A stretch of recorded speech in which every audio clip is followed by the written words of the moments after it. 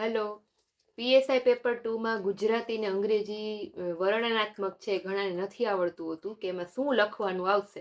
તો તમારે અગાઉની એક્ઝામના પીવાયક્યુ જોવા હોય અને પ્રેક્ટિસ માટેનું તમારે ગુજરાતી અંગ્રેજી જોવું હોય તો યુવા ઉપનિષદ પબ્લિકેશનની બુક આવી ગઈ છે. પીએસઆઈની તૈયારી કરતા હો તો પેપર 2ની એ બુક છે જેમાં તમને ગુજરાતી ને અંગ્રેજી ડિસ્ક્રિપ્ટિવ નિબંધ લેખન છે, અહેવાલ લેખન છે, પત્ર લેખન છે, સેમ ગુજરાતીમાં એ કોમ્પ્રિહેન્ઝન છે, બરાબર. એ બધું તમને આ બુકમાંથી મળી જશે અને અગાઉ એક્ઝામમાં કઈ ટાઈપના પ્રશ્ન પૂછાયેલા હતા એ પણ આ બુકમાં મળી જશે. ચાલો હું તમને દેખાડું કે આ બુકમાં અંદર શું છે. તો યુવા ઉપનિષદ પબ્લિકેશનની બુક છે જે લોકો પીએસઆઈની પ્રિપેરેશન કરે છે. પીએસઆઈ પેપર 2 માટે જે ગુજરાતી અને અંગ્રેજી ડિસ્ક્રિપ્ટિવ છોકરાઓને નથી આવડતું હતું કે ક્યાંથી વાંચવું એ પણ નથી ખબર હોતી તો યુવા ઉપનિષદની સારી બુક છે. ફર્સ્ટ એડિશન 2024ની બુક છે જેમાં તમને શું મળશે? માઇન્ડ મેપ, મહત્વની પંક્તિ ને કથનો, મહત્વના અંગ્રેજી શબ્દોના અર્થ, વ્યાકરણના નિયમો સહિત ભાષાંતર મળી જશે અને પ્રેક્ટિસ માટેના પ્રશ્નો સાથે ગુજરાતીમાં નિબંધ, સંક્ષેપીકરણ, ગદ્ય સમીક્ષા, અહેવાલ લેખન, પત્ર લેખન, અંગ્રેજીમાં પણ સેમ જે સિલેબસમાં છે, બરાબર, કોમ્પ્રિહેન્ઝન, ટ્રાન્સલેશન એ બધું. ચાલો હું તમને દેખાડું. સૌથી પહેલા બુકને ઓપન કરશો એટલે અહીંયા તો તમને ખબર છે કે યુવા ઉપનિષદ પબ્લિકેશનની એક ખાસિયત શું છે બુકની, તો કે તમે કોઈ પણ બુક લ્યો ને તેમાં તમને અભ્યાસક્રમ સાથે જોવા મળે. પીએસઆઈ નો અભ્યાસક્રમ આપેલો છે, બરાબર. પછી ઘણી બુકમાં તો યુવાની ઘણી બુકમાં તો બધી એક્ઝામને યુપીએસસી, જીપીએસસી, પીએસઆઈ, કોન્સ્ટેબલ બધી એક્ઝામના સિલેબસ આપેલા છે. તમને વાંચતા વાંચતા સિલેબસ જોવાનું મન થાય તમે ખાલી એક પેજ ફેરવીને જોઈ શકો. જો પીએસઆઈ ના આખો સિલેબસ છે એમાં પેપર 2માં ગુજરાતી અને અંગ્રેજી ભાષા જે આપણને આ બુકમાં આટલું આપેલું છે, બરાબર. ચાલો અનુક્રમણિકામાં સૌથી પહેલા ગુજરાતીમાં જોઈએ તો નિબંધ લેખન છે, સંક્ષેપીકરણ છે, ગદ્ય સમીક્ષા, બરાબર, એવી રીતે છે. એમાં આપણે જોઈએ જો સૌથી પહેલા ગુજરાતી શરૂ થશે એમાં નિબંધ લેખન છે. નિબંધના કેટલા પ્રકાર છે તો એ સરસ સમજાવેલું છે. પછી નિબંધના મુખ્ય ભાગ, મધ્ય ભાગ કોને કહેવાય, નિબંધ લેખન વખતે શું કયા કયા ટોપ મુદ્દાઓ ધ્યાનમાં રાખવા એ બધું સમજાવેલું. ઘણાને નિબંધ વાંચતા તો આવડે પણ જ્યારે મોઢે લખવાની વાત આવે ને ત્યારે મોઢે લખવામાં બહુ બધી ભૂલ થતી હોય છે. તો એ મુદ્દા અહીંયા સમજાવેલા છે કે કયા મુદ્દા ઉપર ધ્યાન આપવું, બરાબર. પછી વિદ્યાર્થીઓને કયા કયા મૂંઝવતા પ્રશ્નો છે એ પણ આપેલું. પછી અહીંયાથી નિબંધ શરૂ થાય છે. આ બધા નિબંધ આપેલા છે જો, જેમ કે શિક્ષણમાં માતૃભાષાનો મહિમા, બરાબર. પછી સમસ્યા એ સફળતાનું માધ્યમ, પ્રદૂષણ વિશે, બરાબર.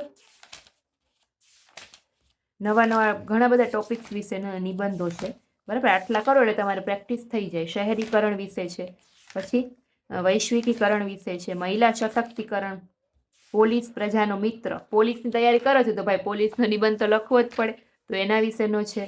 સૌર ઉર્જા વિશે છે, વર્તમાન સમયમાં ભારત પોલીસ તંત્રની કામગીરી, નવી શિક્ષણ નીતિ, આત્મનિર્ભર ભારત, પીએસઆઈની આત્મકથા. જો તમે પીએસઆઈ બનવા માંગો છો તો પીએસઆઈની જ આત્મકથા લખવાની તમારે, બરાબર, એવી રીતે છે. પછી વાત કરીએ આપણે આગળ તો આદર્શ જવાબ માટેની રૂપરેખા, માઇન્ડ મેપ જેને કહેવાય એમ, તો એ આપેલું છે અહીંયા તમને. જો ધારો કે અંતરિક્ષ ક્ષેત્રે ભારતનું યોગદાન ને સંભાવનાઓ છે તો એની પ્રસ્તાવના, પછી ભારતના સંદર્ભમાં અંતરિક્ષ ક્ષેત્રે પ્રાપ્ત કરેલી ઉપલબ્ધિઓ, બરાબર, એવી રીતે છે. સમસ્યાઓ અને પડકારો એ બધું માઇન્ડ મેપ. ત્યાર પછી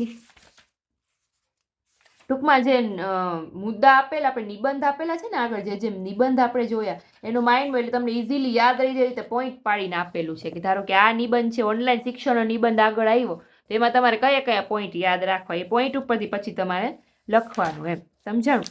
એ માઇન્ડ મેપ આપેલું છે. ત્યાર પછી વાત કરીએ આપણે, જો અહીંયા પ્રેક્ટિસ માટેના આપેલા છે. અગાઉની પરીક્ષામાં પૂછાયેલા પ્રશ્નો. જો અગાઉની પરીક્ષામાં કેવા કેવા ટાઈપના નિબંધ પૂછાયેલા હતા તો ધારો કે આ પહેલો નિબંધ છે એ ગુજરાત વહીવટી સેવા વર્ગ 1 અને વર્ગ 2માં 2022-23માં પૂછાયેલો હતો, બરાબર, નિબંધ. પછી કયો હતો કે ભારતનું સાંસ્કૃતિક ભવિષ્ય, આજની વૈશ્વિક યુવા પેઢી સામે ઊભા થયેલા પડકારો, પછી માહિતી વિસ્ફોટ, વરદાન કે અભિશાપ, ગુજરાતની અસ્મિતા, નારી સમજ, બરાબર, એ મારી સમજ એમ ગુજરાતની અસ્મિતા, એવા નિબંધ પૂછાયેલા હતા. પછી આપણે આગળ વાત કરીએ તો જો પોલીસ ઇન્સ્પેક્ટર બિન હથિયારી 2020માં કેવા કેવા ટાઈપ નિબંધ પૂછાયેલા હતા. હ્યુમન સ્ટ્રેસ મેનેજમેન્ટ પડકારો અને પરિણામો એવા નિબંધ પૂછાયેલા હતા. એટલે તમને ખબર પડે એમ કે મારે હવે કયા ટાઈપના નિબંધ વાંચવાના છે. ધારો કે રાજ્ય STI વર્ગ 3ની જે લાસ્ટ યરમાં એક્ઝામ હતી ત્યારે કયા કયા નિબંધ પૂછાયેલા હતા, બધી એક્ઝામના આપેલા છે.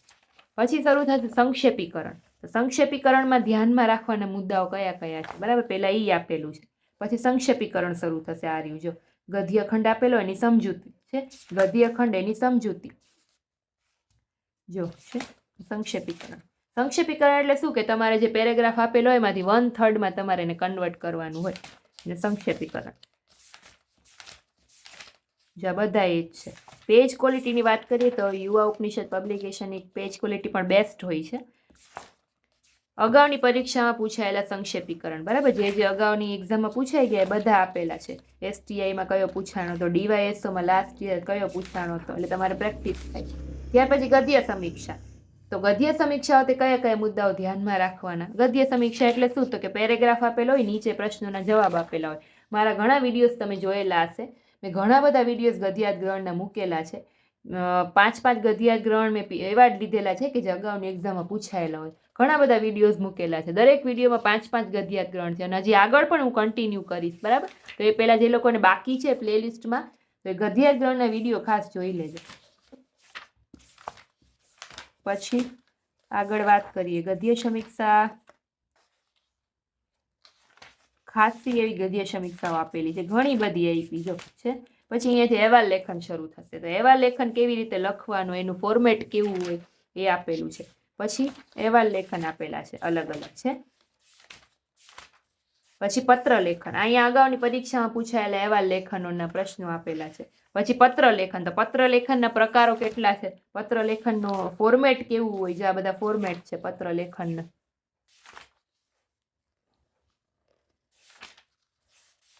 બરાબર, આ બધા પત્ર લેખનના નમૂના છે.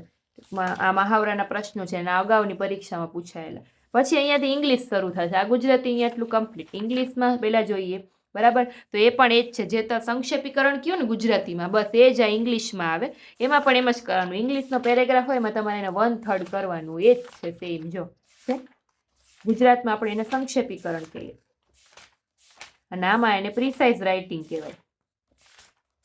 પ્રીવિયસ યર પ્રિસાઇઝ રાઇટિંગ જો કયા કયા પૂછાયેલા હતા છે ઇંગ્લિશમાં. પછી કોમ્પ્રિહેન્ઝન એટલે કે ગદ્યાર્થ ગ્રહણ, પેરેગ્રાફમાંથી ક્વેશ્ચન આન્સર આપવાના. ગુજરાતીમાં આપણે ગદ્યાર્થ ગ્રહણ કહેવાય, ઇંગ્લિશમાં કોમ્પ્રિહેન્ઝન. વસ્તુ એક જ છે, લેંગ્વેજ ચેન્જ થઈ જાય ખાલી છે.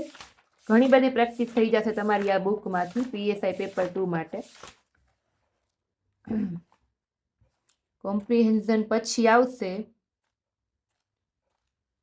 Translate ગુજરાતીનું English. ગુજરાતીનું ઇંગ્લિશ ટ્રાન્સલેટ કરવાનું સિલેબસમાં છે, બરાબર. તો એ કેવી રીતે કરવાનું એ બધું આપેલું છે, બરાબર. એમાં તમને તમારે કાર્ડ યાદ રાખવા પડે તો એ કાર્ડ પણ આપેલા છે, બરાબર. એક્ટિવ પેસિવ વોઇસ આવડતા હોવા જોઈએ. ઘણું બધું ગ્રામેટિકલી તમારે આવડતું હોય તો જ તમે ટ્રાન્સલેટ વ્યવસ્થિત કરી શકો. તો એ બધું આપેલું છે અહીંયા જો સંયોજકો આપેલા છે.